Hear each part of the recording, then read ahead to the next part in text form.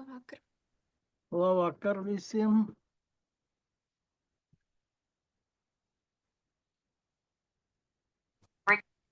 Progress. Labvakar. Labvakar!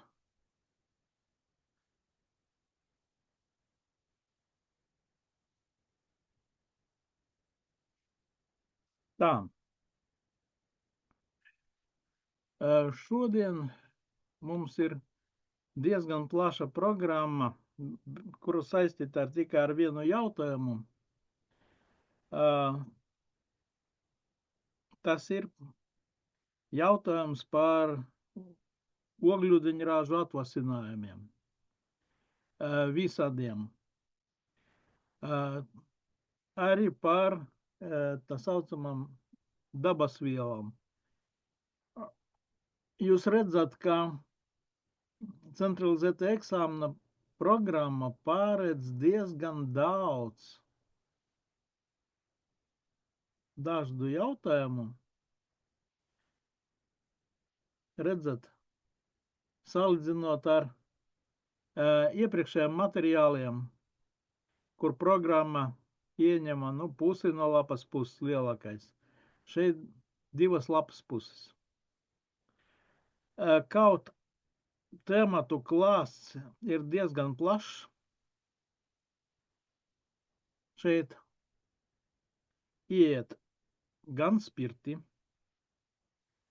gan fenoli, aldehīdi, karbonskābes, esteri, ogļhidrāti, slāpekļi saturošie savienojumi. Tāds sarakstīns ir diezgan garš, bet es uzreiz gribētu teikt, ka ņemot vērā iepriekšējā gadu pieredzi,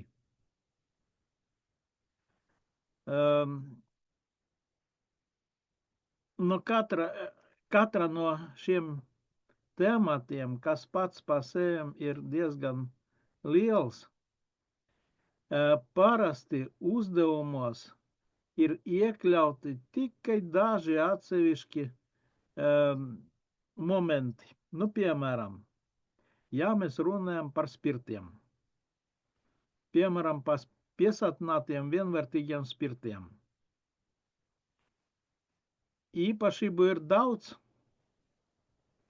bet uzdevumos visbiežāk sastopamas tikai 2 no šīm īpašībām. Piemēram, viena īpašība ir tāda, ka spirtu dehidratācijas procesa veidojas alkēni, un otra īpašība, spirtu īpašība, kas ļoti bieži tiek pieminēta uzdevumos, ir spēja reaģēt ar karbonskābēm, veidojot esterus. Teiksim, aldehīdiem. Kaut jautājumu tur, kas ir saistīti ar aldehīdiem, diezgan daudz, bet tas, kas skar ķīmiskās īpašības, visbiežāk tiek pieminēta tikai viena. Tas ir, ka aldehīdi oksidējas līdz karbonskābēm. Un tā, kādu jautājumu mēs ar jums neņemtu, temats ir liels, bet reāli eksāmenos iepriekšējos gados šis materiāls ir diezgan šaurs. Un tāpēc es nolēmu apvienot to visu vienā materiālā, un mēs ar jums strādāsim šādi. Skatīsimies atsevišķus uzdevumus, kas ir bijuši iepriekšējos gados, un pēc nepieciešamības es veidošu dažus komentārus. Piemēram,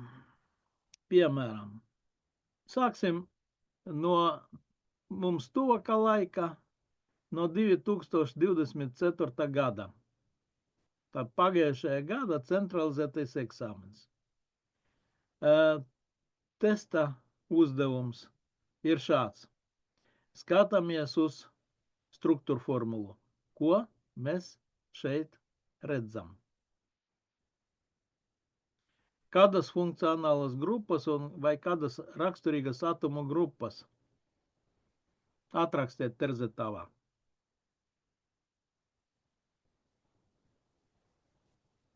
Atrakstiet terzetavā, ko mēs šeit redzam.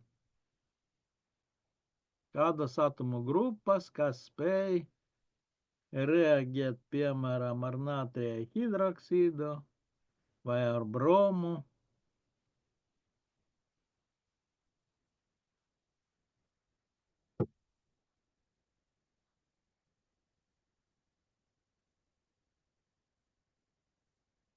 Karboksilgrupa. Henriks rakstā, ka ir karboksilgrupa. Turklāt viena karboksilgrupa. Viena karboksilgrupa. Kādas vēl raksturīgas grupas? Pisaites. Cik pisaites?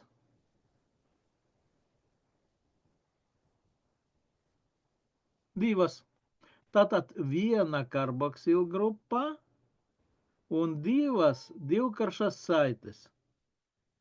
Nu un tagad skatāmies, ko prasa no mums. Jautājums, ar cik moliem natrija hidroksīda un ar cik moliem broma var reaģēt viens mols sorbinskābes. Tātad tā ir sorbinskābes struktūra formula. Protams, ar natrija hidroksīdu spēj reaģēt tā atomu grupa, kur ir skābas īpašības, un tāda atomu grupa, karboksilgrupa, ir viena. Tātad natrija hidroksīda daudzums, kas var reaģēt, ir tikai viens mols sorbinskābes ar vienu molu natrija hidroksīda.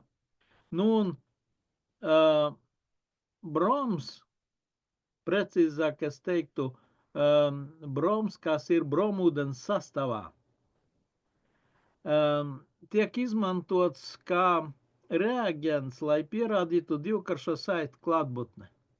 Tad, ja būtu viena divkarša saite, tad viens mols bromam varētu pievienoties, bet ja reiz ir divas divkaršas saites, nu tad 2 moli. Un kā Albina jau uzrakstīja diezgan sen, saulaicīgi, ka pareizā atbilde šeit ir atbilde A. Tātad, ko šeit, kam vajadzēja pievērst uzmanību? Nu, tam funkcionālam, tam raksturīgam atomu grupam, kuras ir molekulā. Tālāk, otrs uzdevums, arī 2004. gads, tātad pagājušais gads. Kurš produkts veidojas hidrolizējot propilētanoātu? Propilētanoātu natrija hidroksīda klātbūtnē.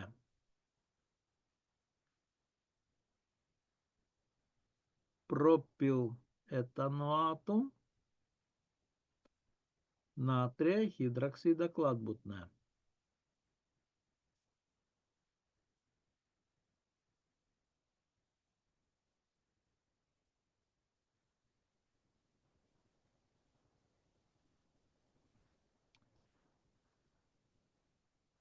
Senie piedāvā savu atbildi.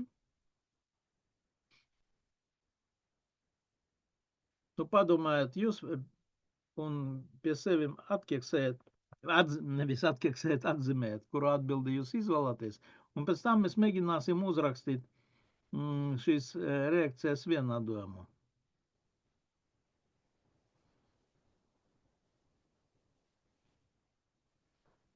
Propilētanoāts.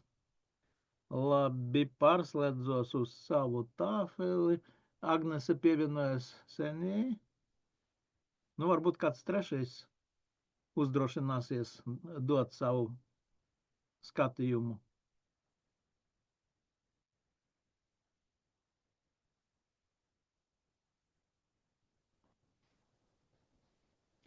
Henriks raksta C. Nu, tūlīt skatīsimies. Madara A. Labi. Tātad propiletanoāts. Etanoāts tas ir etikskābes sāls. Etikskābes atvasinājums. CH3, C, O, O. Un propilradikāls. CH2, CH2, CH3. Reaģē ar natrija hidroksīdu. Natrijs OH.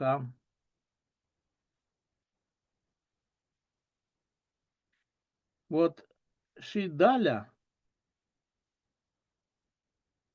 nāk no skābes. Atbilstoši veidosies natrija acetāts, jeb natrija etanoāts. CH3, C, O, O, natrijs un propanols. CH3, CH2, CH2, OH. Nu, kura nu mums atbilde ir? Jā. Tātad pareiza atbilde bija, pārslēdzāmies uz uzdevumiem. Pareiza atbilde tomēr bija B. Albīnu apsveicu.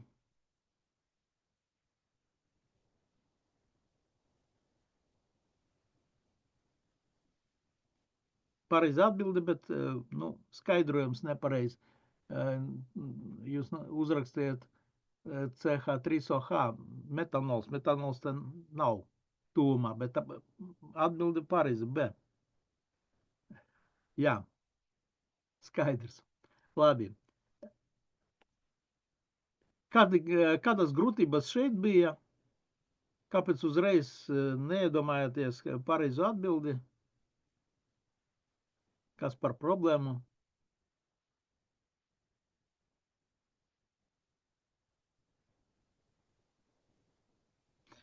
Redzat, tādos šābīgos gadījumos vajadzētu uz melnraksta kaut kur mēģināt uzrakstīt reakcijas vienādojumu, un tad būs lielāka skaidrība, jo tiešām skatoties uz šo formulu, uzreiz varbūt nevar iedomāties. 2004. gads, par šo mēs ar jums uzdevumu runājam, es tikai vēl gribu atgādināt, ka pastāv tāds jautājums, tāds temats jaunajā standarta kā molekulu polaritāte un molekula, ja molekula sastāv no diviem atomiem, ja saite ir kovalenta polāra, kā H-fluors gadījumā, tad molekula pati būs arī polāra. Bet, ja ir vairāki atomi, tad jāskatās, lai,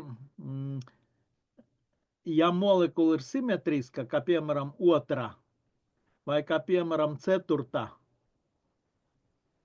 otra molekula ir simetriska telpā, un ceturtā ir simetriska telpa. Tātad 2 romiešu un 4 romiešu nepolāras molekulas, bet 3 romiešu molekula nav simetriskā, līdz ar to tā ir polāra. Tad 1. romiešu un 3. romiešu pareiza atbilde ir A. Henriks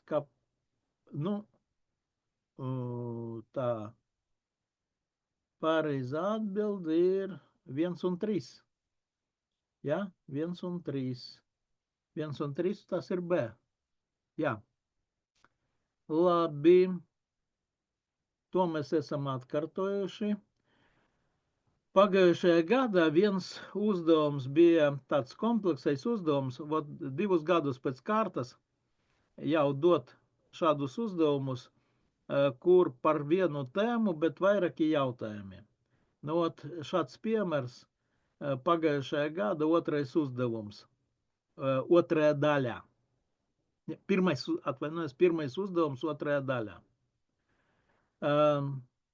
Tā tabula ir apkopota informācija par vienvērtīgu piesātinātu spirtu viršanas temperatūrām.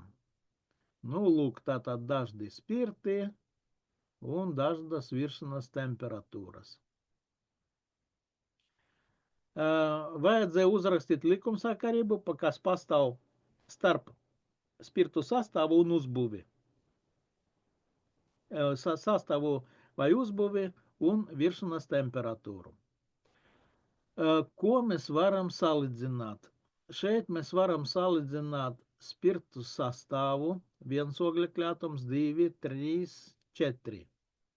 Un mēs redzam, ka jo pirmā likumsakarība ir tāda, ka jo vairāk ir oglekļa atomu molekula, spirta molekula, jo augstāka ir viršanas temperatūra.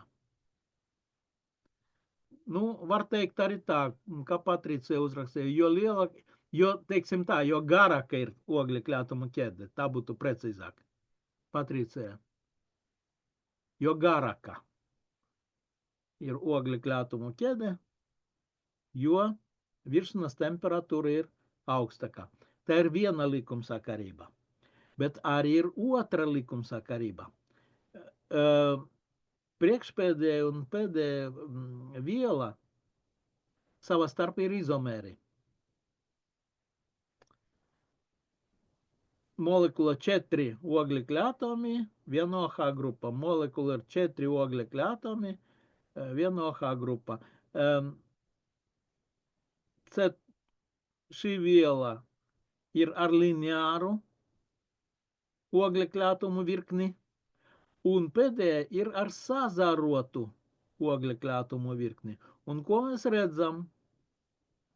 Ka spirtiem ar lineāru, izomēriem ar lineāru oglekļa atomu virkni viršanas temperatūra ir augstākā nekā spirtiem ar sazarotu oglekļa atomu virkni. Tātad te pastāv divas likumsakarības. Starp, neparvelti šeit daudzskaitli ir uzrakstīts. Likumsakarība, kas pastāv starp spirtu sastāvu un viršanas temperatūru, un starp spirtu uzbūvi un viršanas temperatūru. Jā, tikai atceramies, kā mēs salīdzinām izomerus savā starpā. Tad, tas bija 1,1. Tālāk lasam. Skolēns eksperimentāli noteica, ka nezināma vienvērtīga piesātināta spirta viršanas temperatūra ir 82,5 gradi. Prognozē, kāda ir nezināma vienvērtīga piesātināta spirta sastāvs un kāda ir tā uzbūve. Tad 82,5 skatāmies šeit, tas iekļaujas starp 2 un 3 piemēru. Starp 2 un 3 piemēru. Un kāds secinājums varētu būt, kas tas varētu būt par spirtu? Jā, tas ir 3. spirta izomers. 3. spirts ir propan 1 ols. A varētu būt propan 2 ols. Propan 2 ols. Tātad, ja OH grupa atrodas, pieder nevis pirmajam oglekļa atomam, bet otrajam oglekļa atomam. Tā, tas ir 1,2, nu tur vajadzētu uzrakstīt šī spirta sastāvu un uzbūvi uzrakstot struktūru formulu. Nu tad propan 2 ol struktūru formula. Tālāk. Zīmējumā ir kaut kāda iekarta. Šī iekarta ir paredzēta etanola oksidēšanai un produkta izdalīšanai no maisījuma. Oksidēšanas procesā radas produktu maisījums, kas satur divas organiskas vielas. Nu, lūk, tātad. Tā. Šeit kolbā atrodas etanolā, spirta, oksidētāja kalija dihramāta un serskābes maisījums. Nu, serskābe ir, lai paskabinātu vidi, kalija dihramāts labi oksidē skaba vidē. Tālāk šis aparāts, šī iekarta tiek ievietota ūdens vannā,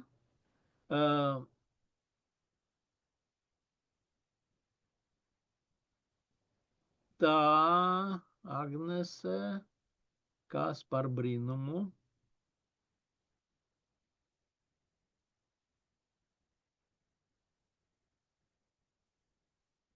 Jā, es sapratu, jūs sapratu, Agnes, es drusciņ vēlāk pakomentēšu, ja? Tātad ūdens vannā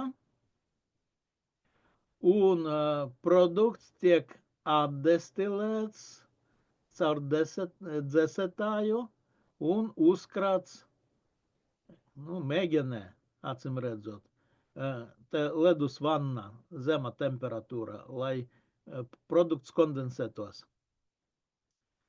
Un kas te ir rakstīts? Etanols ir ar viršanas temperatūru 78,4 gradi. Etanālam viršanas temperatūra ir 20,2 gradi. Un etanskābe, jeb etikskābe viršanas temperatūras 118,1 grams. Fakts ir tāds, ka es pārslēgšos drusciņus savu tāfeli.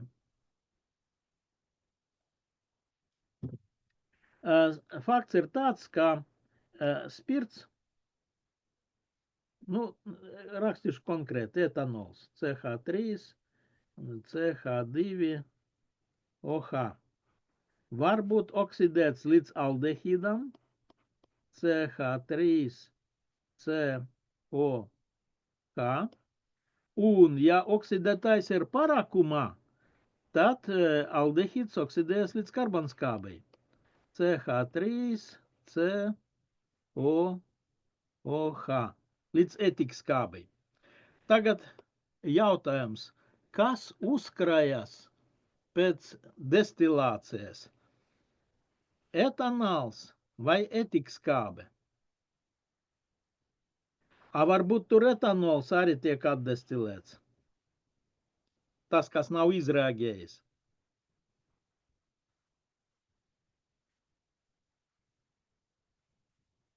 Atgriežamies pie tā, kas ir dots.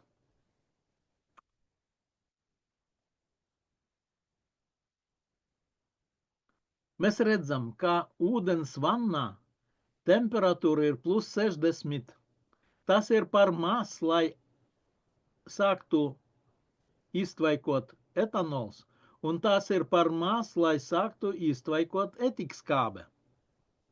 Tātad šāda temperatūrā ne etanols neparies gazveida stāvoklī, neatdestilēsies, un etikskābe arī neparies gazveida agregāta stāvoklī, neatdestilēsies. Vienīgā viela, kas šāda temperatūra plus 60 pāriet gazveida agregāta stāvoklī, ir etanāls. Tātad šeit iztvaiko etanāls un uzkrēs šajā mēģinē. Tātad mēs esam atbildējuši uz jautājumu 1.3, kuru etanolu oksidēšanas reakcijas produktu izdalīja destilācijas procesā. Un,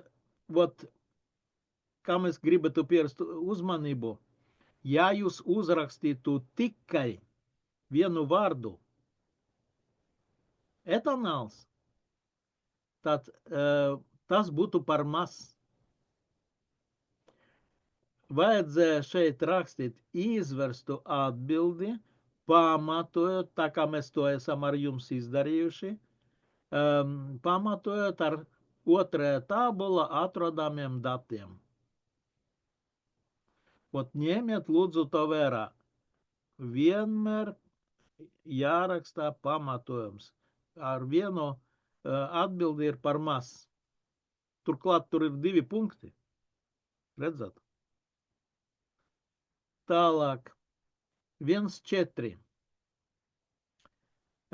Etanola oksidēšanu var veikt ar vara 2 oksīdu.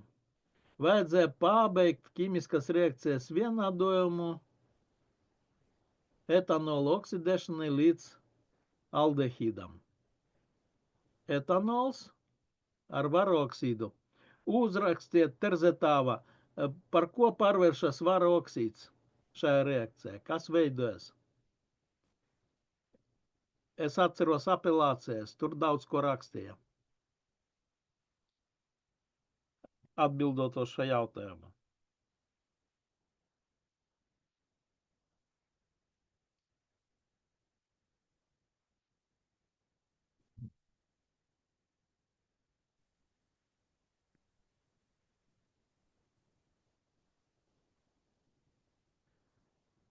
Par ko pārvēršas vara oksīds?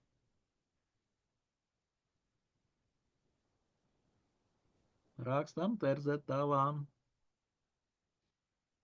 Lauru vēl neesmu dzirdējis šodien. Aliku, manuprāt, neesmu dzirdējis. Jānis, manuprāt, vēl klusē.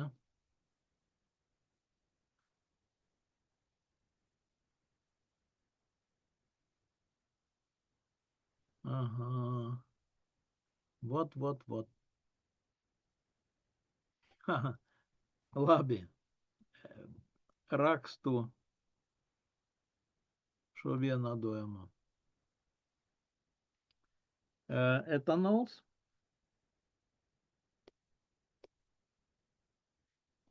CH3 CH2OH reaģē ar vara oksīdu, starp citu tā arī rūpniecībā oksidē. Šo vielu iegūstot acetaldehīdu, no kura pēc tam iegūst etikskābi. Veidojas etanāls.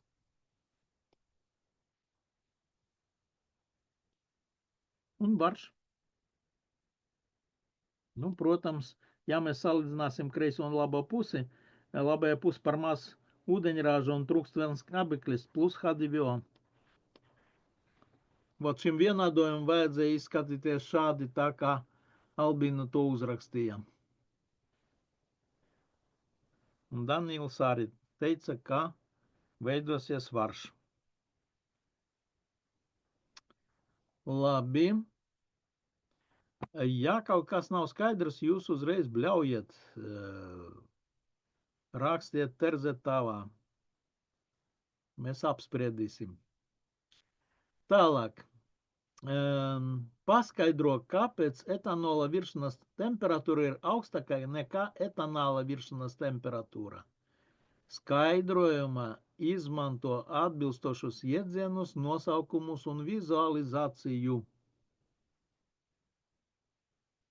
Agnese, kāpēc veidojas tieši šādas vielas? Nu, aldehīds oksidējas, tātad tas ir reducētais. Spirts oksidējas līdz aldehīdam, tā vienmēr tā notiek. Spirti oksidējas līdz aldehīdiem. Un šajā gadījumā varš, precīzāk vara oksīds, ir oksidētājs. Varam jāpazemina oksidēšanas pakāpe. Varam jāpazemina oksidēšanas pakāpe. Līdz ar to varš veidojas. Labi. Vot, kā es jau teicu, temats par spirtu ķīmiskajām īpašībām ir diezgan liels, bet ir dažas atsevišķas reakcijas, kuras atkārtojas no gadu uz gadu. Biežāk vai retāk, bet nu atkārtojas. Ot viens no šādiem jautājumiem ir spirtu oksidēšanas reakcijas. Ar kādiem oksidētājiem? Nu, viens no klasiskiem eksperimentiem ar varu oksīdu, tas ir paredzēts arī skolas laboratorijas darbā. Temata spirti. Nu, lūk tā. Labi, atgriežamies pie 1,5. Kāpēc etanola viršanas temperatūra ir augstāka nekā etanola viršanas temperatūra? Skatāties, 3 punkti. Tātad tur ir jābūt pamatīgam pamatojumam ar vizualizāciju. Tas nozīmē, ka ir jābūt kaut kādam zīmējumam, ir jāmin vielu nosaukumus un varbūt arī kaut kādus citus terminus un iedzienus. Nu, lūk tā. Kā jūs ar vienu vārdu atbildētu, kāpēc etanola viršanas temperatūra ir augstāka nekā etanāla viršanas temperatūra? Jāpiemin viens termins. Jā, ūdeņraža saite. Ūdeņraža saite. Un atbildot uz šo jautājumu,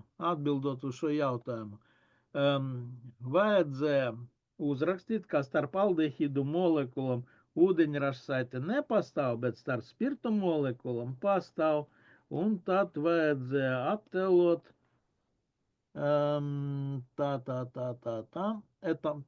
konkrēti par etanolu.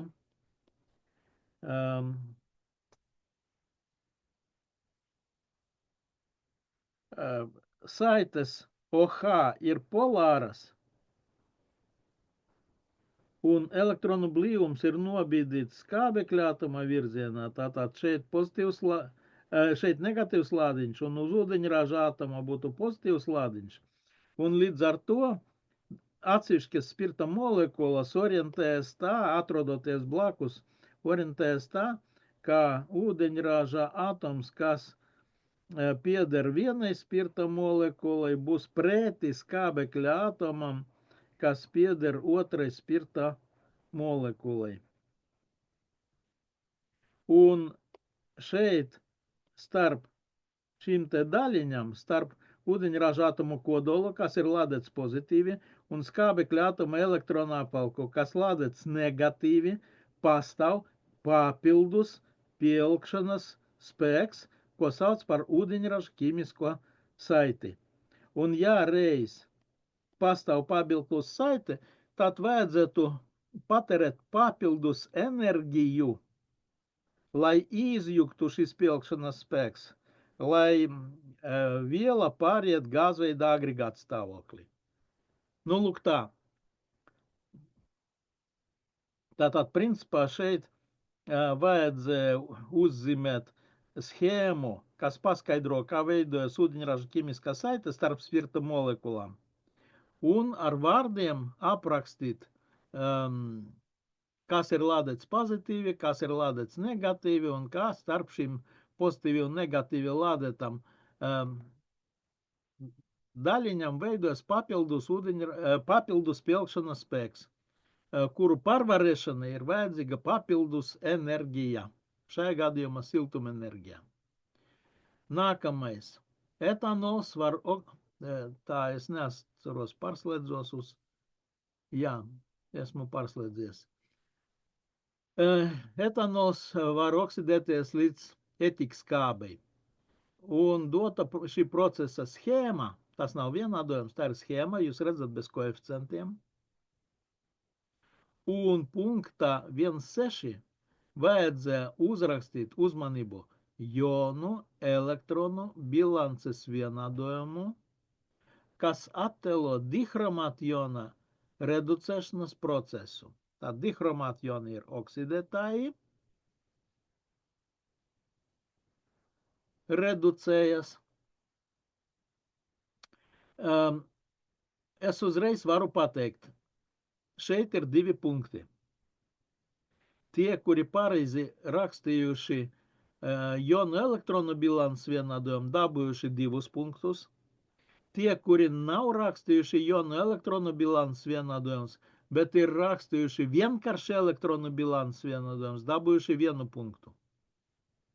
Tad nekautrējieties, ja kaut ko tieši jūs nevarat atbildēt, bet varat piedāvāt kaut kādu vienkāršāku versiju, rakstat.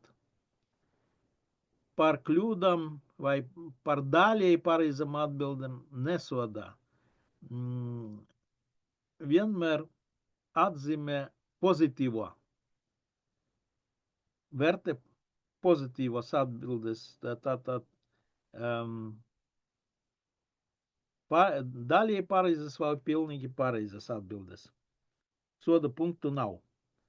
Un šeit tad 2 punkti varēja nopelnīt gadījumā, ja ir uzrakstīts jonu elektronu bilans vienādojums. Chroms 2O7 ar ladiņu 2 mīnus pārvēršas par Chroms ladiņš 3+. Sākam ar to, ka vienādojam chromātumu skaitu. Tas ir sākums. Tālāk, salīdzinot kreiso un labo pusi, mēs redzam, ka kreisajā pusē ir 7 skābekļa atomi, labajā pusē skābekļa pagaidām nav. Skābē vidē, tur sērskābe eksistē. Skābekļa atomus saista ūdeņraža joni, veidojot ūdens molekulas. Aiziet 7 skābekļa atomi, tātad veidoja 7 ūdens molekulas, un lai veidotas 7 ūdens molekulas, ir vajadzīgi 14 ūdeņraža joni, 14H ladiņš plus. Nu, un Es tālāk... varētu uzlikt tāfeli? Jā. Pārslēdzos.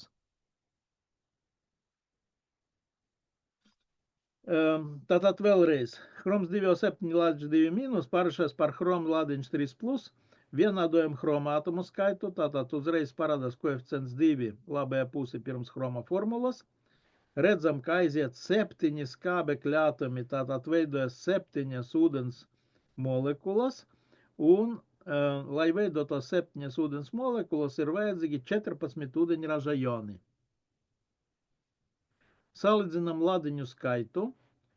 Ūdens ir elektriski neitrāla molekula, ladiņš 0. 2 joni chroms ladiņš 3+, kopā 6 pozitīvi ladiņi. Labajā pusē 2 reiz 3, 6 pozitīvi ladiņi. Kreisajā pusē 14 pozitīvi ladiņi un 2 negatīvi ladiņi. Kopā 12 pozitīvi ladiņi. Kreisajā pusē 12 pozitīvi ladiņi. Labajā pusē 6 pozitīvi ladiņi, starpība ir 6 vienības, tad, lai ladiņu skaits būtu vienāds, pievienojam klāt 6 negatīvi lādētas daļiņas. Piedalās 6 elektroni.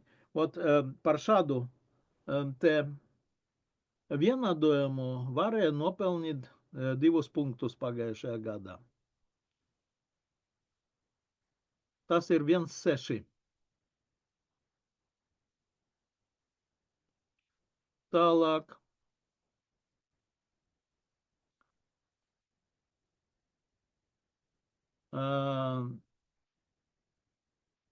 Madara, ka varēja noteikt pušu ladiņu skaitu. Atgriežamies. Vēlreiz. Ūdens ir elektriski neitrālas molekulas, 0. Chroms 2 reiz 3+, 6+. Labajā pusē kopā 6 pozitīvi ladiņi. Kreisajā pusē 14 pozitīvi ladiņi, 14 plus, un 2 negatīvi ladiņi, 2 mīnus. Kopā 12 pozitīvi ladiņi. Salīdzinām. Kreisajā pusē 12 pozitīvi ladiņi, labajā pusē 6 pozitīvi ladiņi, starpība ir 6 vienības, no šeienes parādās šie 6 elektroni. Labi.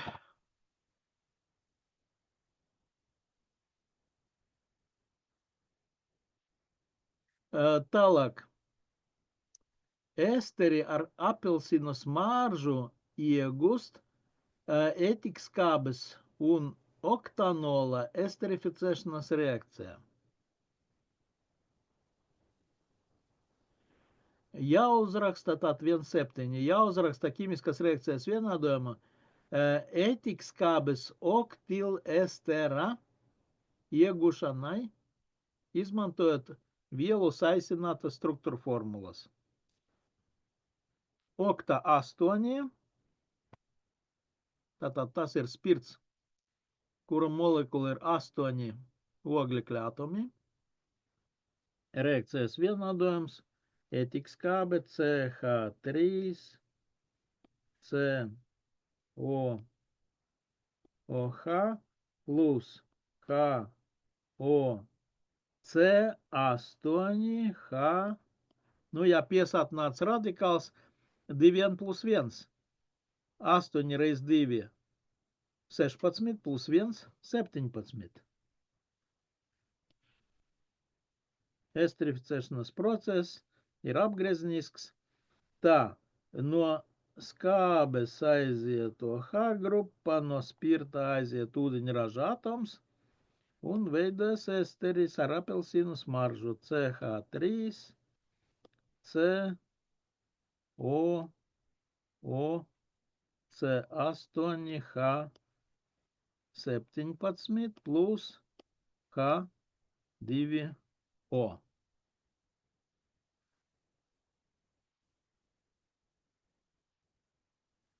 Tālāk.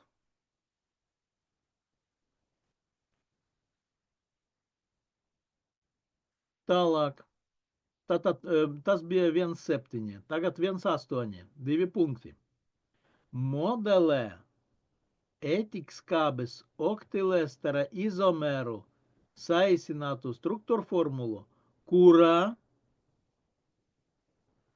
karbonskābes atlikums ir ar vissāzarotāku oglekļa atomu virkni. Nu, es nekomentēšu tos atbildes, ko es redzēju pagājušajā gadā, jo tur bija visdažādākas versijas. Tātad vēlreiz. Vajadzētu uzrakstīt šīs vielas, ko mēs tikko kā esam uzrakstījuši struktūra formulas veidā, te ir molekulāra formula, izomēra struktūra formulu, kurā karbonskābes atlikums ir ar vissāzarotāku oglekļa atomu virkni. Tātad karbonskābes atlikums ar vissāzarotāku oglekļa atomu virkni.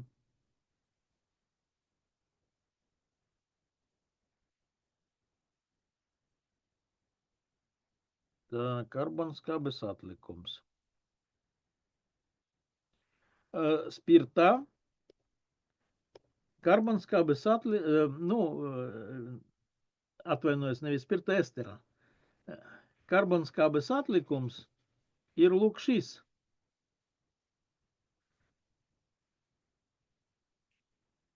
Tātad tagad mēs varam atstāt šajā galā tikai vienu oglekļa atomu,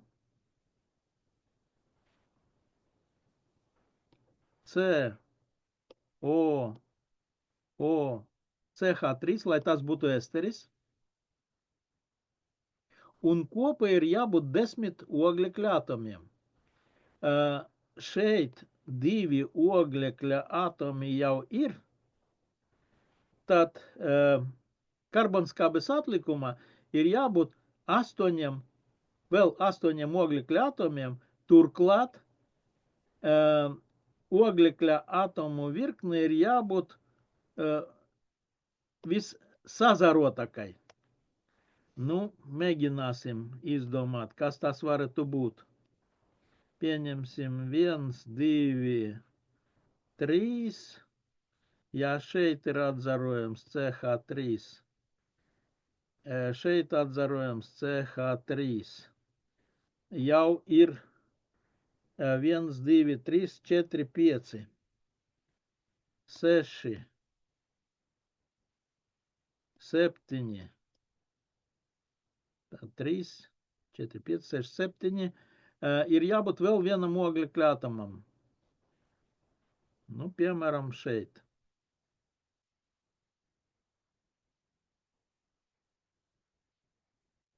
Nu, vēl kaut ko sazārot, ko diez vai kaut ko var izdomāt. Ņemiet vērā, ka šie metilradikāli var būt ne tikai, piemēram, pie otra un treša oglekļa atoma, bet varbūt arī pie ceturta oglekļa atoma. Tātad ir vairākas versijas šai atbildēji.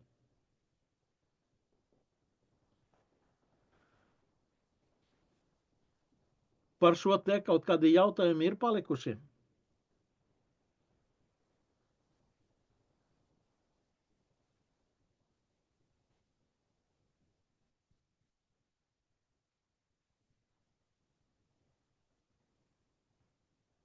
Klusums. Nu labi. Ejam tālāk. Ejam tālāk. 1,9. Vot tas ir tas, par ko es jau esmu minējis, kā pēdējā laikā uzdevumos parādījies atkal no jauna pārvērtību virknītes, kā tika paņemta zila struktūra formulas daļa. Nu, tas ir esteris, tātad jābūt estera funkcionālai grupai. Estera funkcionālai grupai, lūk, tā estera funkcionāla grupa. Nu, esteri viens skābekļa atoms ir saistīts ar to atomu grupu, kas palika no spirta. Un īsākais spirts ir metanols ar atomu grupu CH3. Tad, lai šī daļa būtu ļoti sazarota, tad šeit oglekļa atomu skaitam ir jābūt ļoti mazam. Mazāk par CH3 vairs nevar būt. Atvainojiet, jūs varat tabuli parādīt? Jā, Jā, nekas.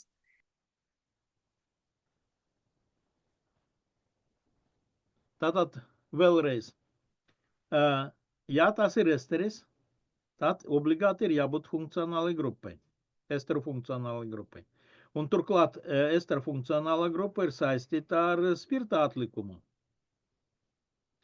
Īsāk par CH3 spirta molekulā atomu grupa nevar būt.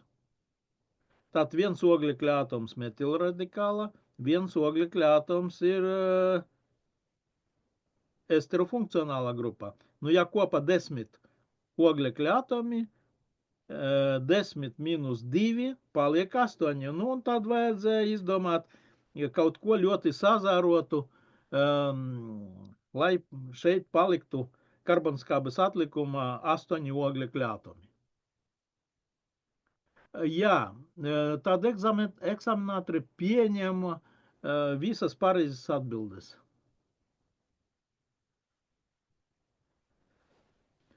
Protams. Un tā vienmēr notiek tas. Labi, skatāmies tālāk.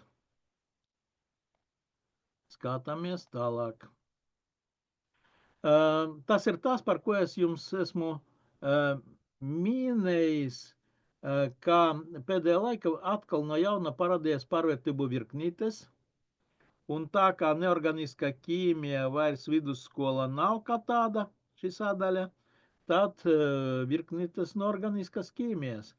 Un kādas var būt virknītes no organiskas ķīmijas, mēs vairāk kārt ar jums esam runājuši par to.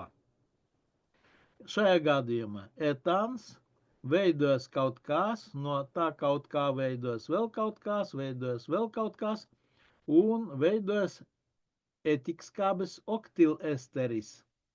Skaidrs, ka no etāna oktilspirtu neiegūs tik īsa ķēdē. Tad no etāna var iegūt etikskābi.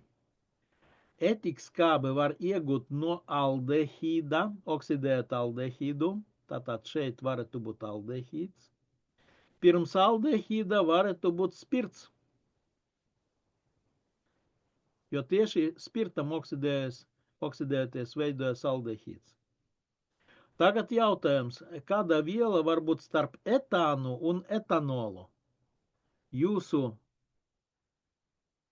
domas par šo lietu. Starp etānu un etanolu, kāda viela varētu būt? Etilens, tieši tā. Etens, jā. Etens jeb etilens. Tātad, ķēdīte ir šāda. Etāna dehidrogenēt etānu iegūst etēnu. Etens pievieno ūdeni veidojas etanols. Etanols oksidējas līdz tātad etanols. Kas tur? Etens, etanols. Aha, un etanolu oksidējot ar oksidētāja pārākumu veidojas etanskābe. Tā, etens, etanols, etanāls, etikskābe, esteris. Bet te laikam nav vienīga tā versija. No etāna var iegūt etīnu, acetilēnu. Acetilēnam pievienojot ūdeni veidojas acetaldehīds. Te var izdomāt vairākas versijas. Un no etāna, piemēram, var iegūt chloretānu. Un chloretānu hidrolizējot var iegūt etanolu un tā tālāk. Bet tā ķēdīte, kurai vajadzētu ienākt prātā, pirmajām kārtām, tūlīt es atkal pārslēgšos.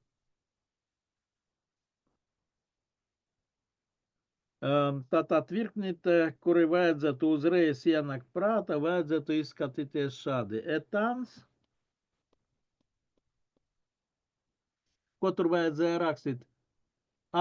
Papildināt schēmu ar vielu saisinātam struktūra formulam. Labi. CH2, CH2, tālāk CH3, CH2OH, tālāk CH3, COH un CH3, COH un esteris atbilstoši. Nu, tāda virknīta.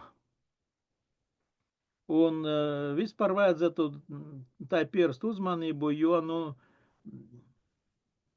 it īpaši šai te daļai.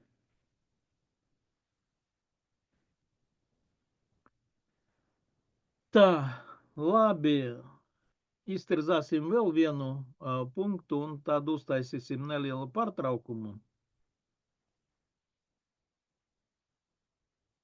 Tā. Pulveris, kuru izmanto saldumu ražošana, satur citronskābi. Citronskābes formula ir dota molekulāra. Un dzeramo sodu, jeb natrija hidrogenkarbonātu. Ūdens klātbūtnē notiek process, ko apraksta ķīmiskas reakcijas vienādojums. Nu, logiski. Skābe reaģē ar karbonātu, veidojas sāls, ūdens un izdalas ogliskāba gāze. Un 2,1 bija dota citronskābes struktūra formula, un vajadzēja šajā struktūra formula apvilkt visus ūdeņraža atomu simbolus, kuri citronskābes reakcijā ar dzeramo sodu var aizvietot ar natrija ioniem.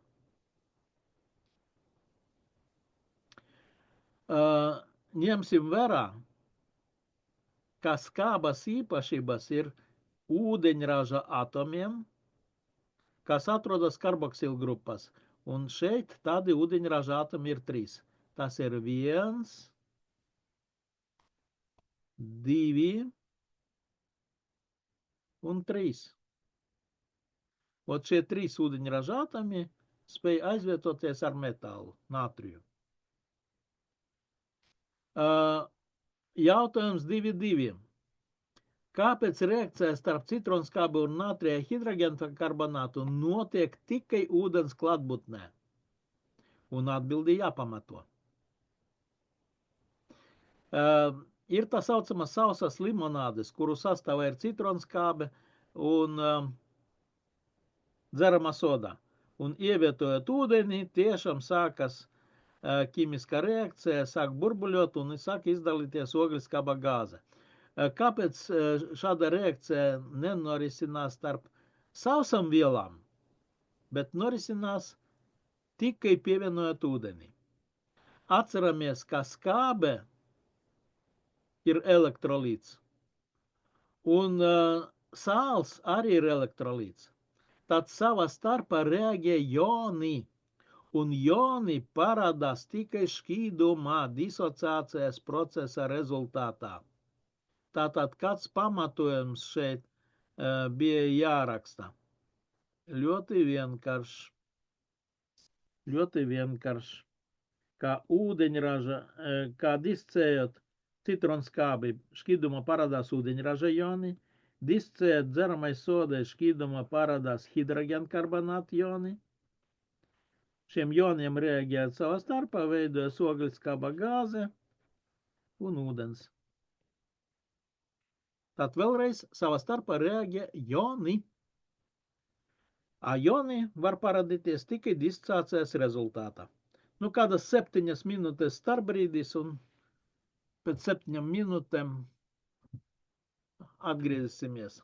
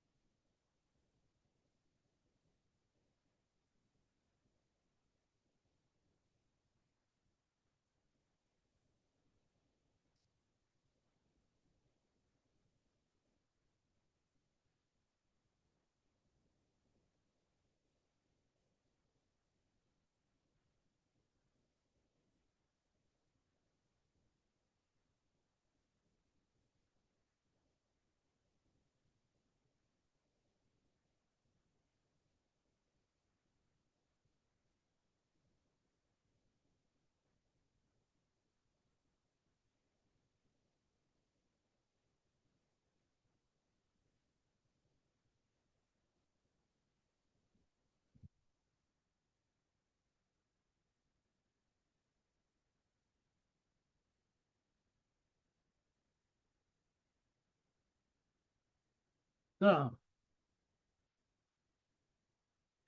labi, to mēs ar jums esam apsprieduši. 2,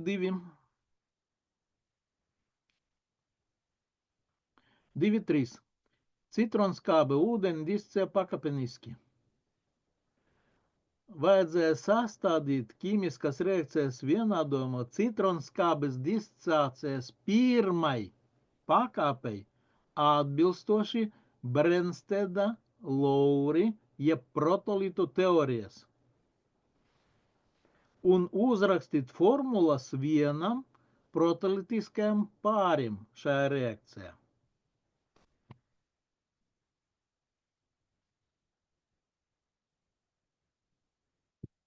Kā jums patīk šis jautājums?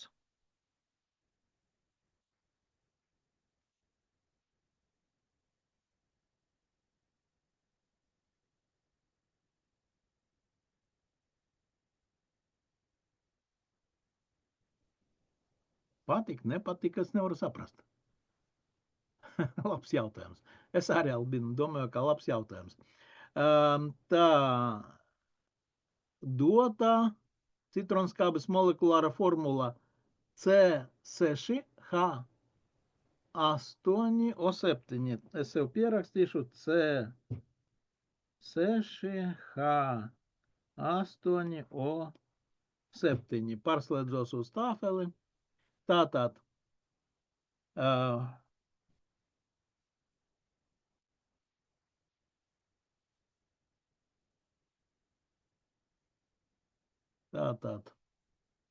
vajadzēja pierakstīt pirmas discācijas pakāpes vienādojumu atbilstoši protolītu teorijai.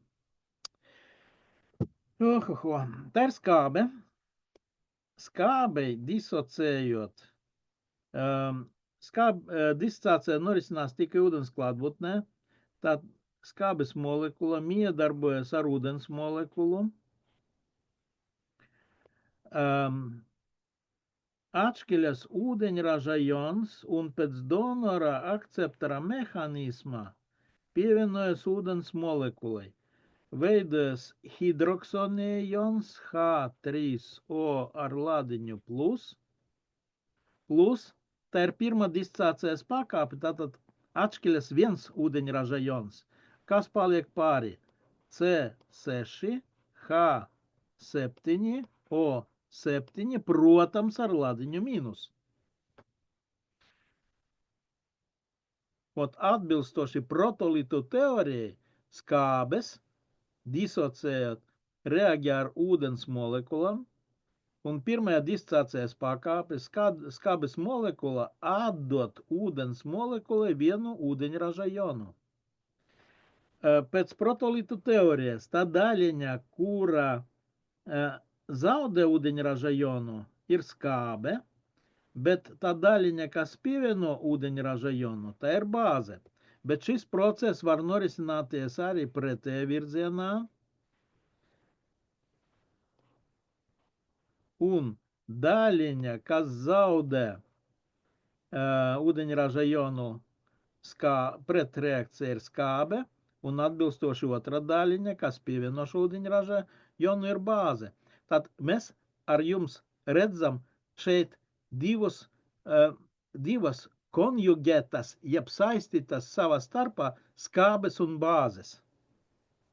Viens pāris ir C6H8O7 un šī skābe pārvēršas par bāzi C6H7O7 ladiņš minus. Skābe, bāze. Un otrs pāris ir skābe H3O ladiņš plus un H2O. Skābe, bāze. Jautājumi.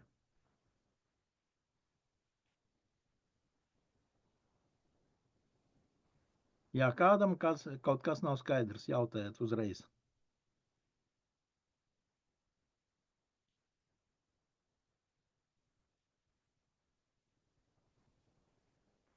Programma padziļinātajā kursā šis jautājums ir, un acīm redzot, ir jābūt gatavam saskatīt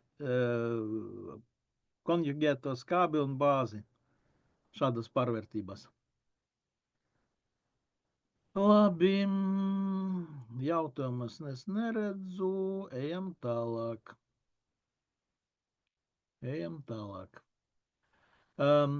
Kad pulveris nonākot mute puto, ir jūtama vēsuma sajūta uz mēles.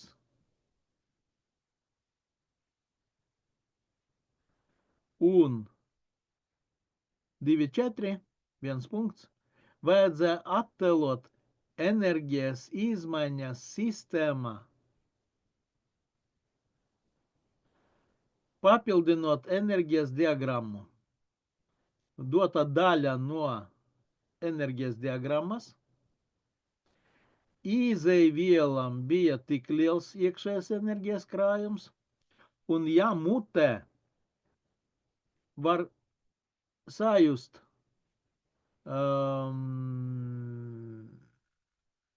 vēsumu, tas nozīmē, ka process ir eksotermisks vai endotermisks. Tātad reakcija ir endotermiska, siltums tiek uzņemts. Ja siltums tiek uzņemts no vides, tad sistēmā, jeb vielas, ja vidē siltuma daudzums samazinās, tad vielam siltuma daudzums, jeb enerģijas daudzums palielinās. Un šeit enerģetiskai diagrammai vajadzētu izskatīties šādi.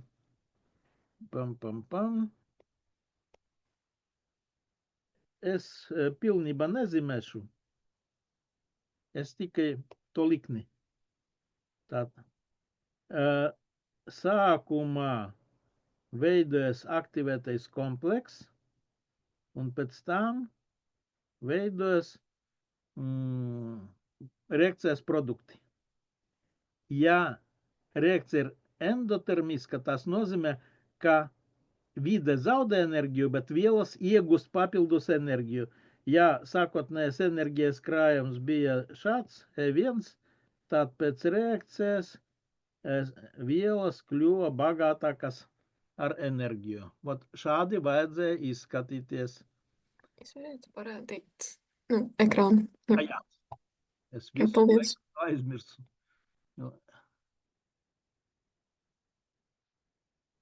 Tātad diagrammai vajadzēja izskatīties šādi.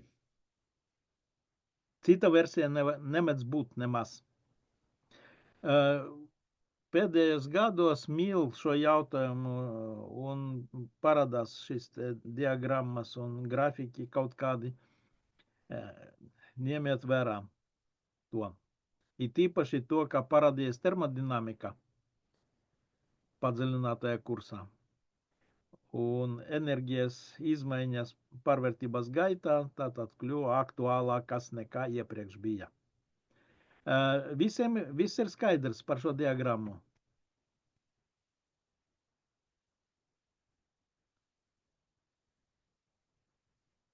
Žēl, es neiedomājos,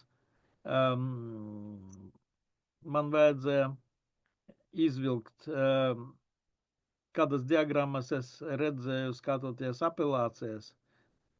Tā ir fantastika, kas tur tikai nebija. Es sabojāšu savu zīmējumu. Bija gan tādas līnijas, gan tādas līnijas kaut kādas. Vajadzēja. Pareizi atbildi ir tāda, ko es ar sarkanu esmu iezīmējis. Labi. Tagad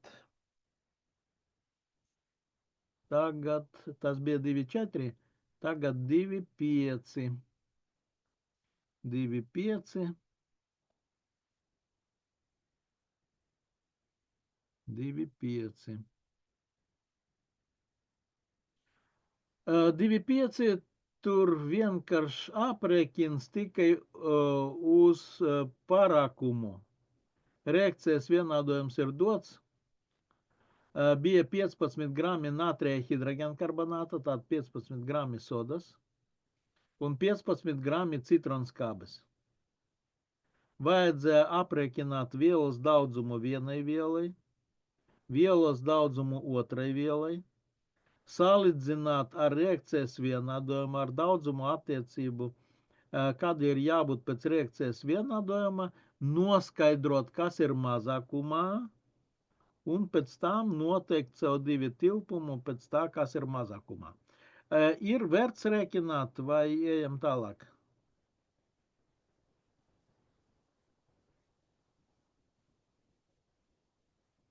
Ir vērts. Labi.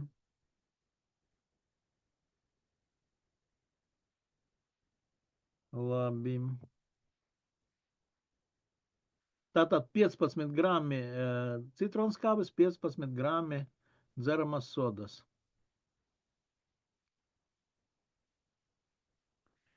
Rēķinam katras vielas daudzumu. N citronskābi, C8,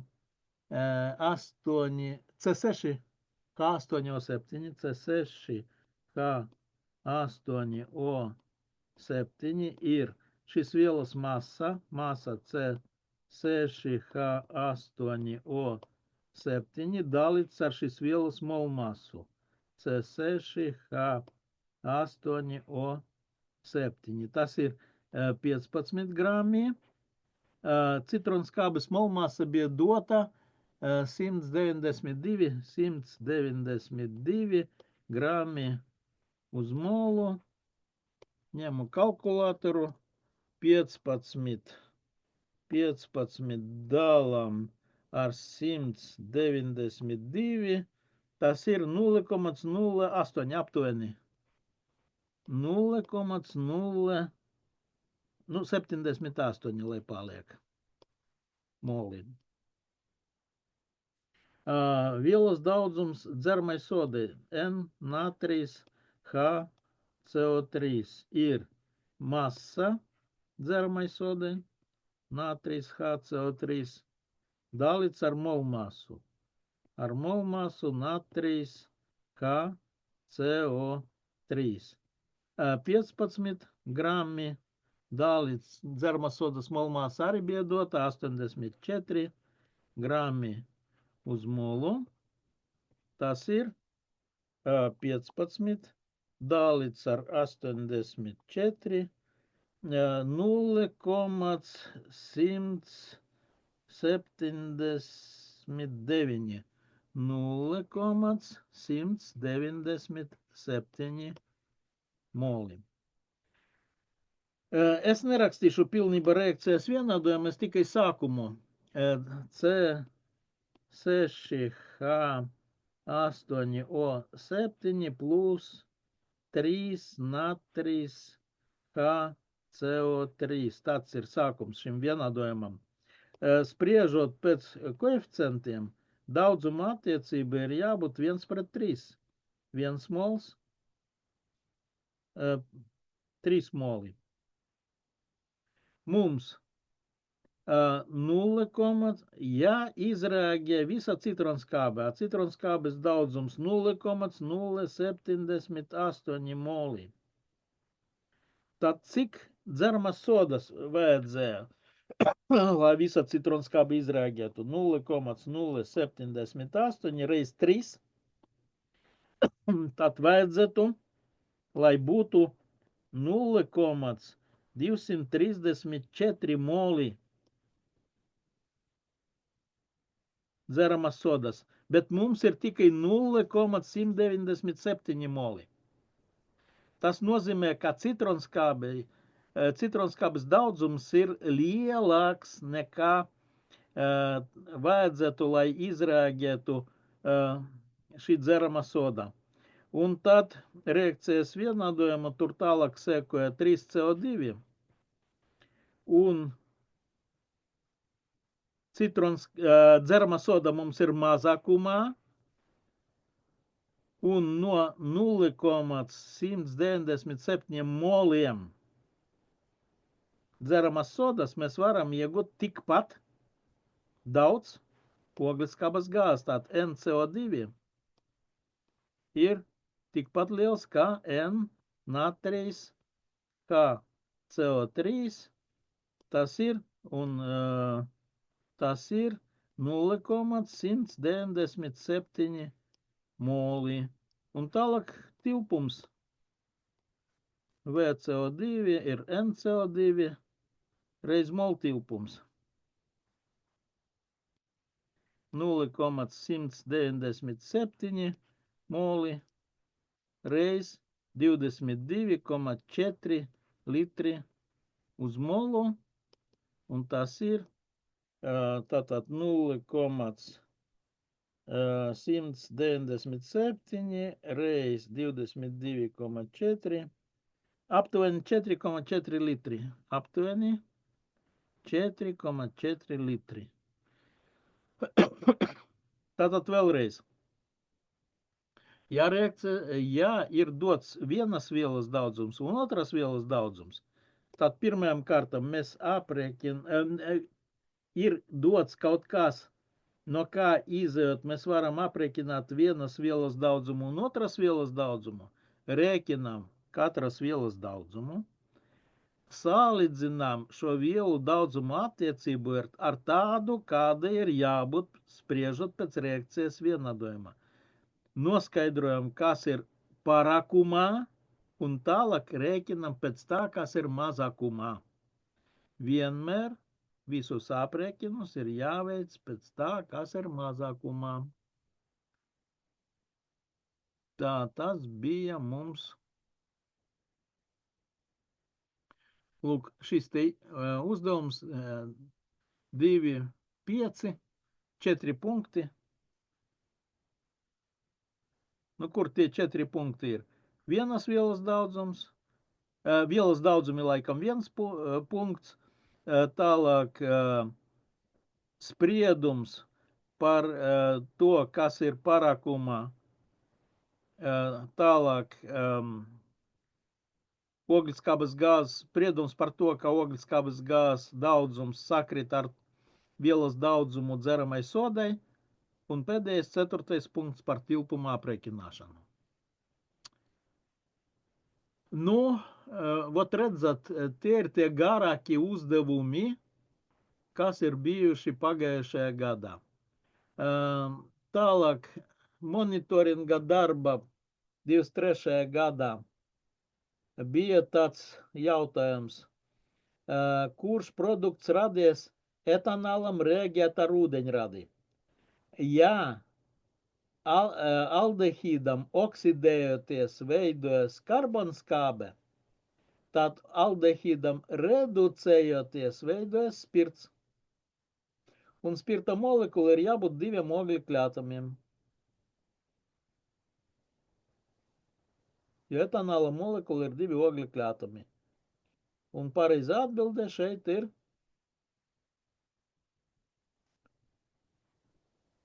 A. Tieši tā. Pareizā atbilde ir A.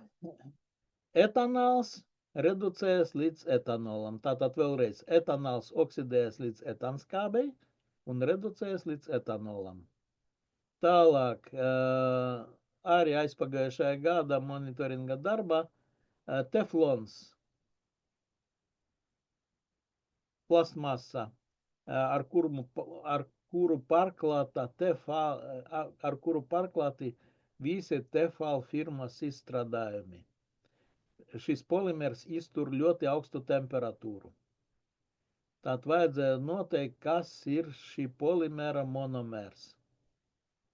Un pareizā atbilde ir D. Tad tetrafluoretilēns polimerizējoties veido teflonu. Nu, tas ir līdzīgs etilēnam un polietilēnam. Tālāk 8. uzdevums. Kādu ķīmisko procesu apraksta reakcijas vienādojums C6H12O6 bulteņa C2H5OH plus 2CO2 rūkšanu. Tā ir glikoze spirta rūkšana. glikospirta rukšana, arī jūs redzēsiet, ka šis jautājums ļoti bieži atkārtojas. Tālāk. Nosauc ķīmisko procesu, kura apraksta dotas reakcijas vienādojums. C12, H22 un 11 plus H2O skāba vide veidos C6, H12O6 plus C6, H12O6. Vajadzēja nosaukt šo procesu, par to 1 punkts. Deva 1 punktu. Rakstam nosaukumu šim procesam.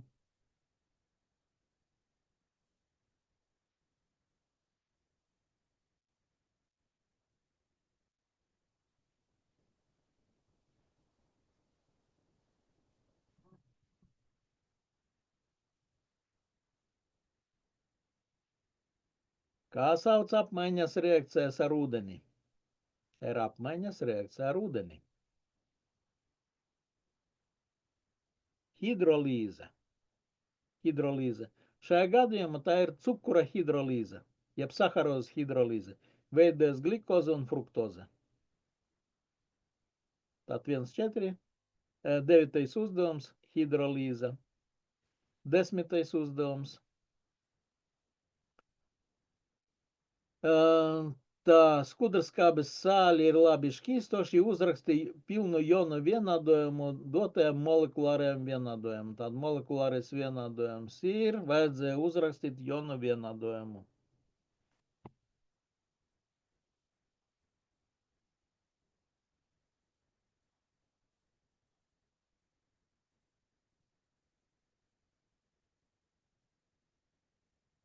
Rakstot jūs pie sevi, mēs pie sevi, un es speciāli tagad tafeli neradu, lai pēc tam mēs salīdzinātu ar jums.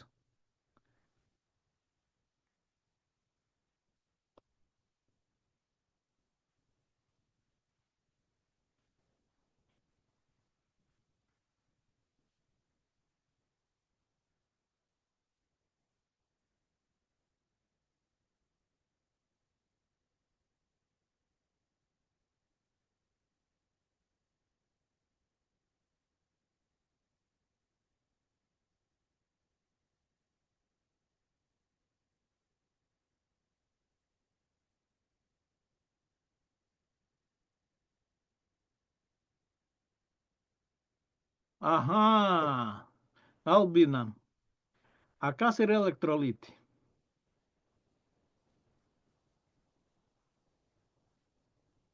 Kuras vielu klases pieder elektrolītiem?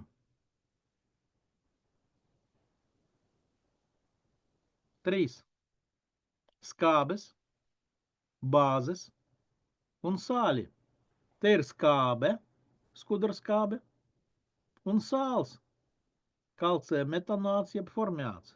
2 elektrolīti šeit ir.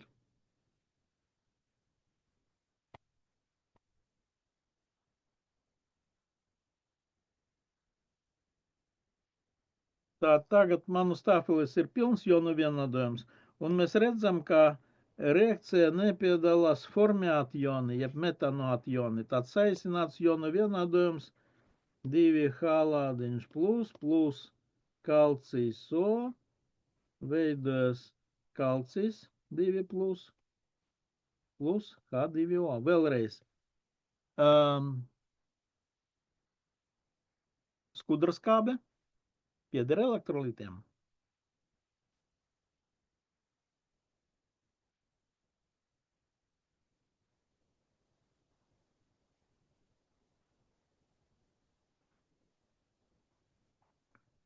Labi.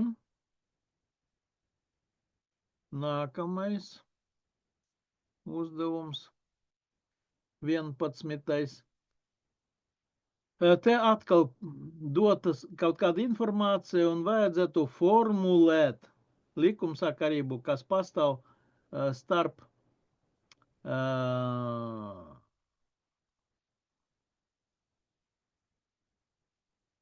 vielu šķīdību ūdeni un spirta sastāvu.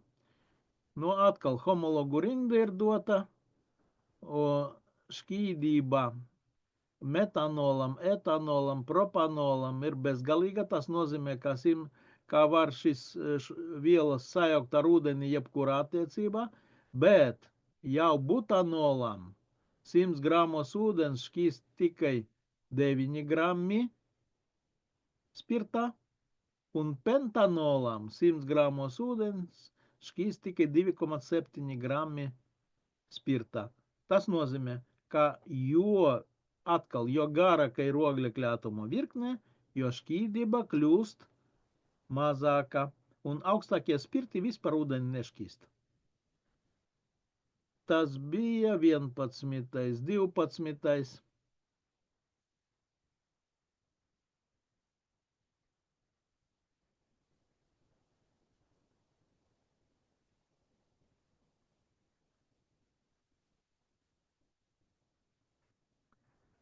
Ar ko ir?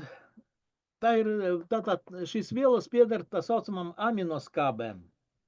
Te ir karboksilgrupas, COH grupas, kas piešķir skābas īpašības, un ir NH2 funkcionālas grupas, kuras piešķir bāziskas īpašības. Ja aminogrupu skaits un karboksilgrupu skaits sakrīt, kā piemēram C, tad šķīduma vide ir neitrāla, tuvu neitrālai. Ja karboksilgrupu ir vairāk kā A, tad šķīduma vide ir skāba. Un ja aminogrupu ir vairāk kā B, piemēram, tad šķīduma vide ir bāziska. Un vajadzēja tātad te sarindot aminoskābju formulas šķīdumu pH vērtības pieaugšanas secībā. Tad vismazākās pH skaitliskā vērtība būs tur, kur šķīduma vide ir skāba, tas ir A. Lielākā tur, kur neitrāla, C. Un augstākā tur, kur šķīduma vide ir bāziska, tas ir B. Tātad A, C, B. Labi. 13. uzdevums. Glikos un fruktos iegūšana no saharozes aprakstā šis vienādojums, ko mēs tikko kā esam redzējuši cita uzdevumā. Aprēķini glikozes un fruktozes maisījuma masu, ko var iegūt no 5,5 moliem saharozes. Ja reakcijas praktiskais iznākums ir 92%. Rēķinam vai ejam tālāk? Kā jūs teiksiet?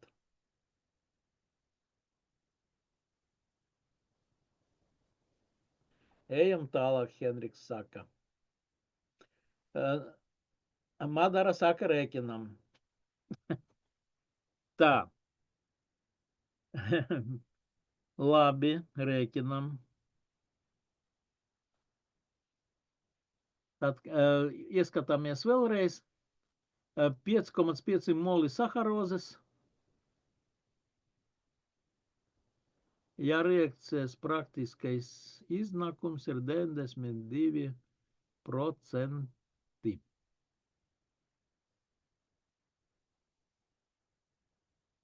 Labi.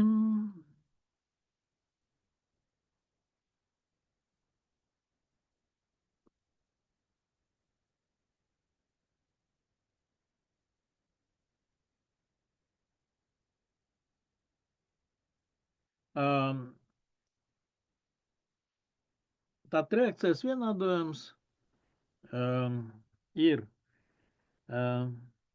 C12H22O11 plus H2O veidojas C6H12O6 plus C6H12O6.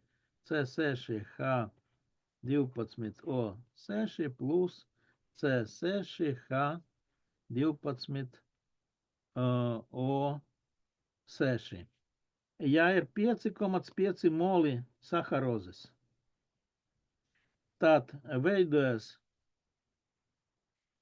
koeficienti 1, 1, 1, veidojas 5,5 moli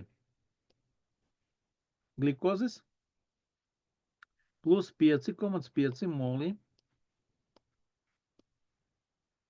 fruktozes. Vielas savā starpā ir izomēri, tas nozīmē, ka molmasa ir vienāda. Tad mēs varam saskaitīt kopā 5,5 plus 5,5, tad veidojas 11 moli vielu ar sastāvu C6H12O6. Daudzums ir zināms, molmasa tur ir dota. Tad masa C6H12O6 ir daudzums reiz molmasa.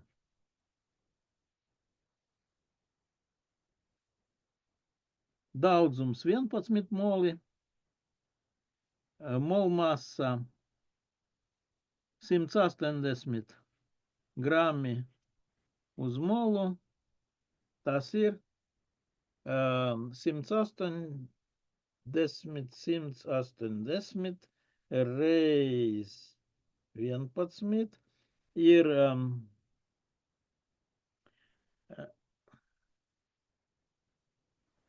es kaut ko ne to izdarīju, 180 reiz 11. 1980 grami. Tas ir, ja iznākums būtu 100%, bet praktiskais iznākums mums ir tikai 92%. Tad līdz ar to mēs varam sastādīt proporciju. Ja iznākums būtu 100%, ja zudumu nebūtu, tad iegūta produkta masa būtu 1980 grami, bet tā kā iznākums ir tikai 92%, tad masa, ko iegūsim, būs x, un x ir 92% reiz 1980 grami dalīts ar 100%. Tas ir tātad reiz 0,92 ir aptuveni 1000, tur nevis aptuveni, bet precīzi 1821,6 grami. Šāda atbilde te ir.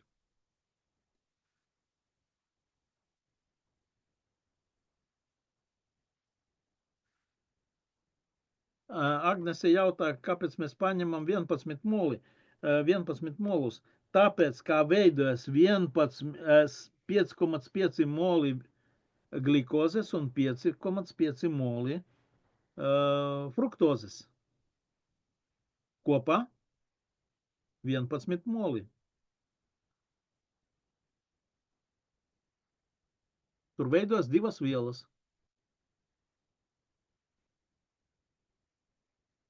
Agnese?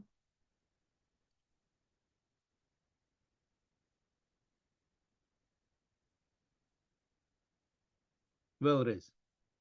5,5 moli glikozes un 5,5 moli fruktozes. Kopā 11 moli.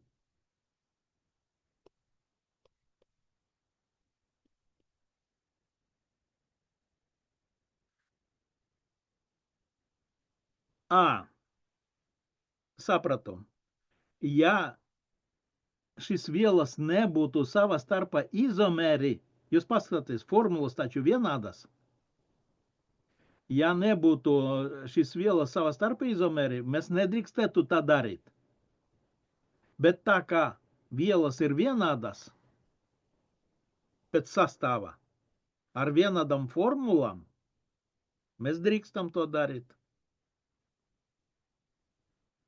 Skatoties uz šīm te molekulāram formulām, mēs taču neredzam, ka tās ir divas dažādas vielas.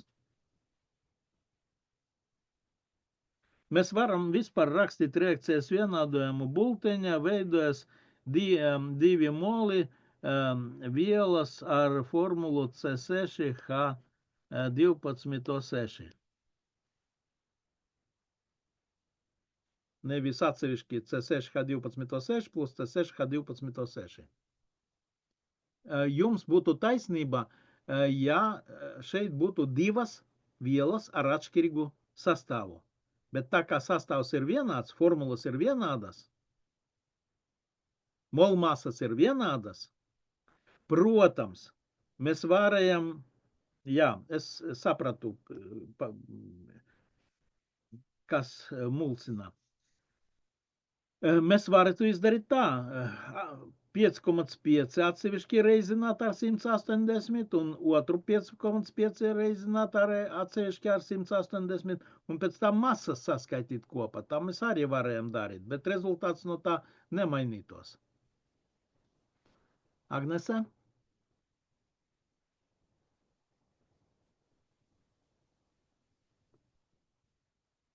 Labi, ejam tālāk. Ejam tālāk. 14. uzdevums. Vot sāka atkartoties. Redzat jautājumi. Kāpēc propanola viršanas temperatūra ir augstāka nekā propāna viršanas temperatūra? Pareizi atbilde ir C. Starp propanola molekulam pastāv ūdeņraža saites. Atkal ūdeņraža saites starp spirtu molekulam tika minētas. Tālāk 15. uzdevums. Kādas ķīmiskas formulas ir vielam, kas veidojas estera hidrolīzes procesā? Tātad dota estera formula C3H7CO, C2H5. Nu, tad vajadzētu izvēlēties no šī sarakstiņa.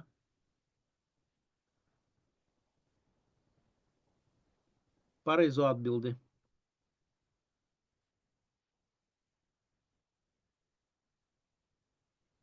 Un pareizā atbilde ir C. C3H7COO pieder karbonskābai. 1, 2, 3, C3H7COOH.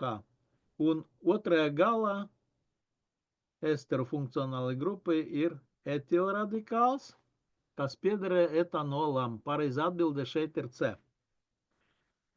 Es ceru, ka jūs sev piefiksējat pareizas atbildes, jo es jums šo materiālu sūtīšu noteikti.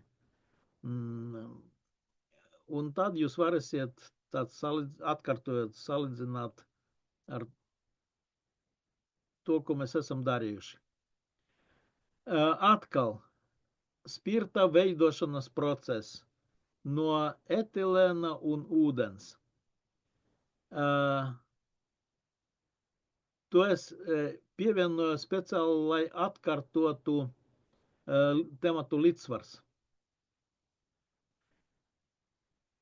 Kā ir jāmaina reakcijas noris apstākļi, lai dotajā ķimiskajā reakcijā līdzsvars pārvietojas reakcijas produktu rašanas virzienā. Reakcijas produkts ir etanols, tātad, lai līdzsvars pārvietotos pa labi. Nu, ko jūs izvēlētos?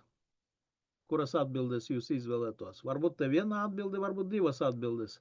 Tāni gada bija arī testā jautājumi, kur bija viena vai divas pareizas atbildes. Šogad tā nebūs. Šogad tāpat kā pagājušajā gada, tāpat kā aizpagājušajā gada programma var redzēt, ka testā būs tikai viena pareiza atbilde no 4. Nu, jāpalielina spiediens, gāze, un veidojas gāze no 2 gāzes tilpumiem, veidojas 1 gāzes tilpums. Jāpalielina spiediens noteikti, un kas ar temperatūru process ir, ja delta H ir ar zīmi mīnus, tad Q ir ar zīmi plus. Process ir eksotermisks. Tas nozīmē, ka līdzsvars pārvietojas pazemino temperatūru. Jāpazemina temperatūra. Tā kā senie rakstīja, pareizā atbilde ir A un D. Šeit. Tālāk. 17. Atkal etanola iegūšana. Bioetanola raušanas process sastāv no vairākiem posmiem. Hidrolīze, rūkšana, destilācija. Izmantojot vielu ķīmiskas formulas, uzraksti pārvērtību virkni bioetanola iegūšanai no ogļhidrātu saturoša produkta. Tātad šeit vajadzēja ierakstīt ķīmiskas formulas. Viena ķīmiskā formula, otra ķīmiskā formula, treša ķīmiskā formula. Mēs varbūt nerakstīsim formulas, varbūt ar vārdiem, kas ir 1, kas ir 2 un kas ir 3. Rakstiet terzetāvā. Kas ir 1, kas ir 2, kas ir 3. Kas ir 1, kas ir 2 un kas ir 3.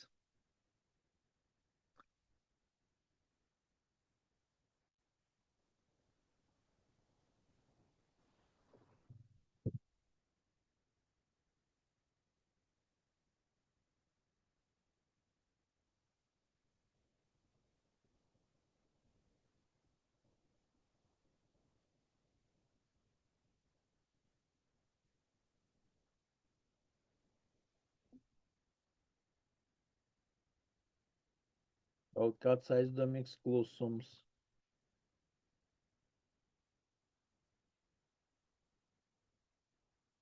No kā dzenkandžu?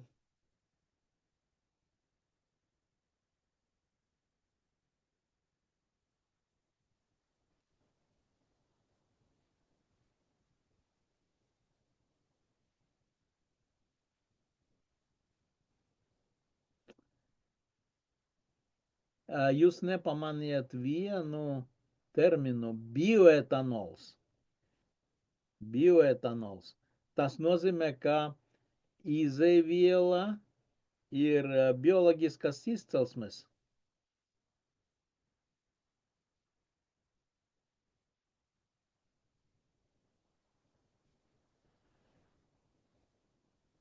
Bioloģiskas izcelsmes. Neparvēlties pajautāju, no kā dzenkandžu. Jāiet kvalifikācijas celšana. Jā. Tā, Henriks rakstā ciete glikoze etanols. Tieši tā. Ciete glikoze etanols. Ciete glikoze etanols. No cieti saturošam izaivielam. No graudiem. Graudi satur cieti. Cieti hidrolizē iegūst glikozi. Un glikozes rūkšanas procesā veidojas etanols. Tātad ķēdītes sākums ciete, tālāk glikoze un tālāk etanols.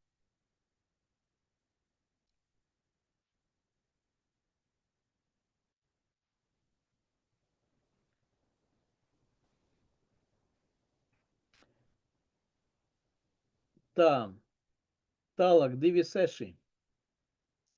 Ir zināms, ka no viena mola cietes veidojas 2N moli etanola. Ir jāaprēķina etanola masa, ko var iegūt no 150 kilogramiem, piemēram, graudu vai kartupeļu, kas satur 14% cietes.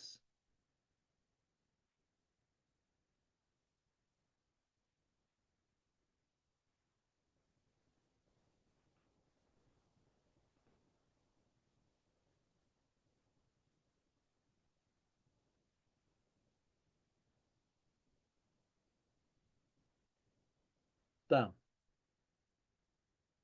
Tātad visi paspēja iegaumēt, kas ir dots, ko prasa, un tagad pāriesim pie aprēķina. Pirmajam kārtam ir jārēķina cietas masa. Masa cieti ir biomasas masa, piemēram, graudu un tā tālāk, reiz cietas masas daļa.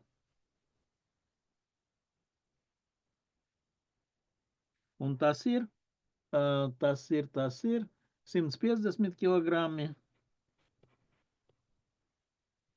reiz 14% cietas 0,14. Un tas ir tāds 150 reiz 0,14. Tas ir 21 kilograms. 21 kilograms. Tālāk rēķinam cietas daudzumu. N, C, 6H, 10O5. Es varbūt izmantošu citu burtu apzīmēt polimerizācijas pakāpi, lai mums nejuktu kopā N kā daudzums un N kā polimerizācijas pakāpe. Nu, kaut kāds X. Štruns ir ar to.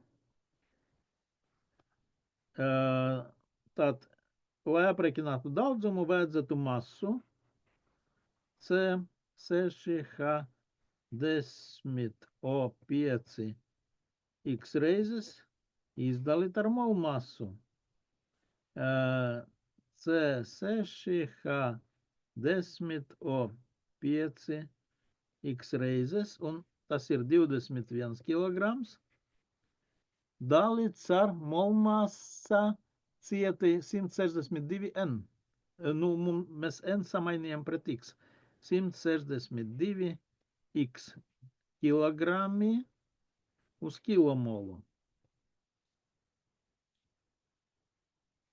Un tas ir 21 dalīts ar 162 0,13. 0,13 kilomoli.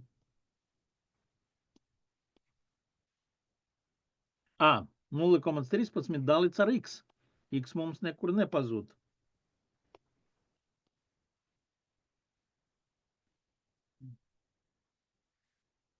Tālāk ir teikts, ka no viena mola cietes veidojas 2N, mūsu gadījumā 2X moli etanola. Tad etanola daudzums N C2H5OH ir N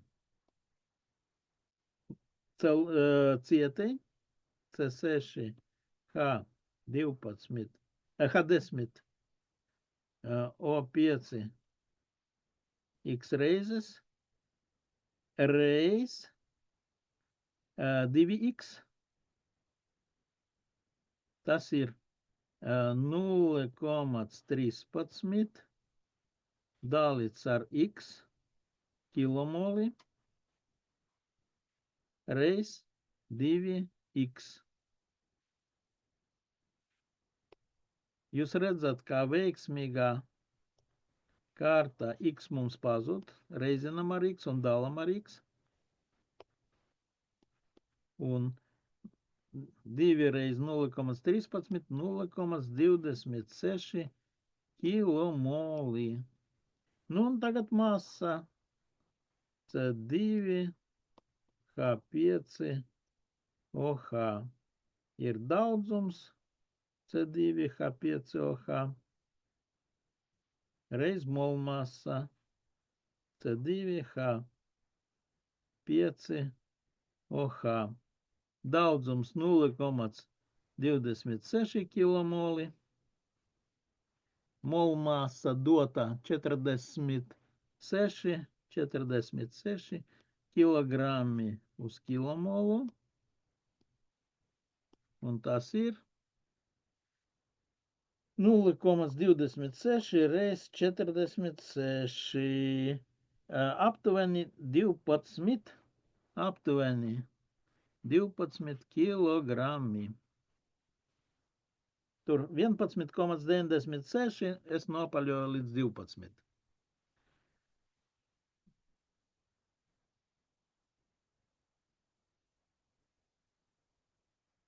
Es nopaļoju līdz 12. Nu, kāds iespējas jums ir pēc mūsu šodienas sarunas?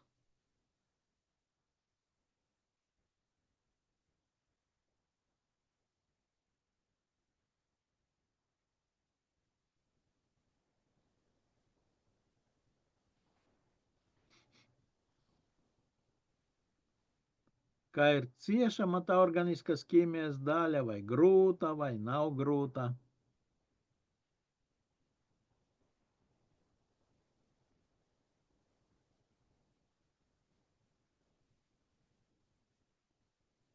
Skaidrs.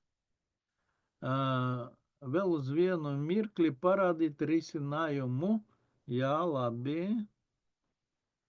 Risinājums.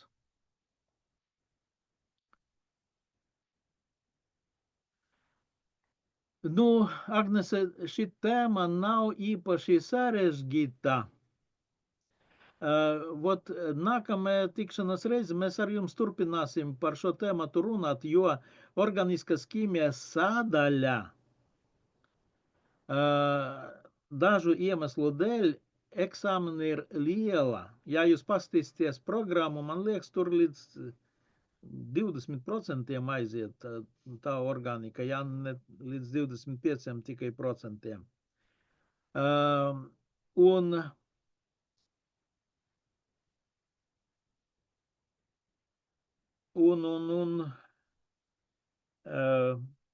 šie jautājumi atkārtojas dažādas kombinācijas. Nu, mēs pārāk maz vēl šodien ar jums esam iztirzājuši šos te jautājumus, bet jūs redzēsiet arī nākamajā reize, ka šie jautājumi atkārtojas. Tad, principā, nu, var sagatavoties. Un Ance raksta, ka būs vai nebūs daudz organiskas ķīmijas ķēdes. Ja ķēde būs, tad tikai viena. Ja būs, tad tikai viena.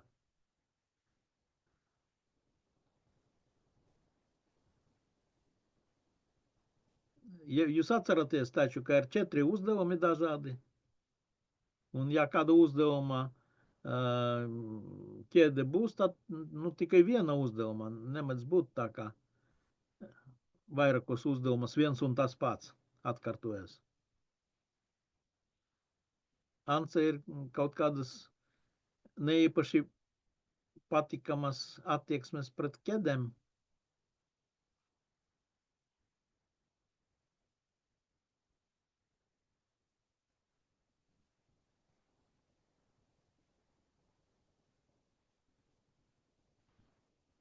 Ir kaut kāda bērnības trauma.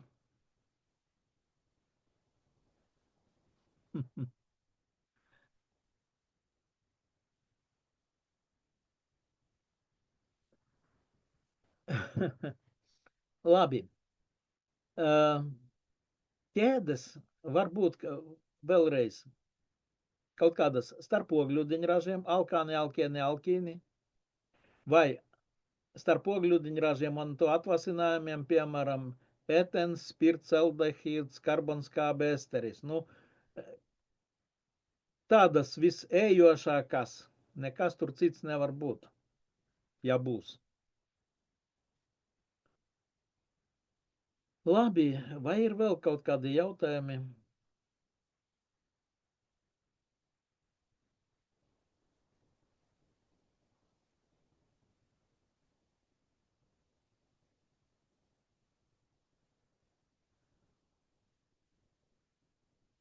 Ja kādam ir kaut kas uz sirds, sakiet uzreiz, godīgi.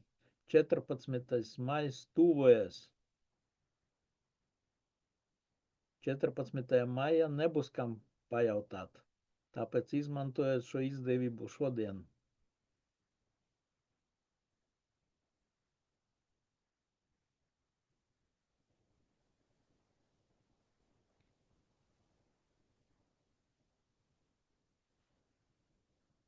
Labi.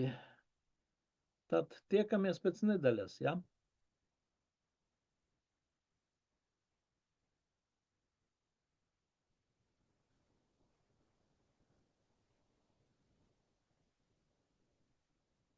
Jā, uz redzēšanos.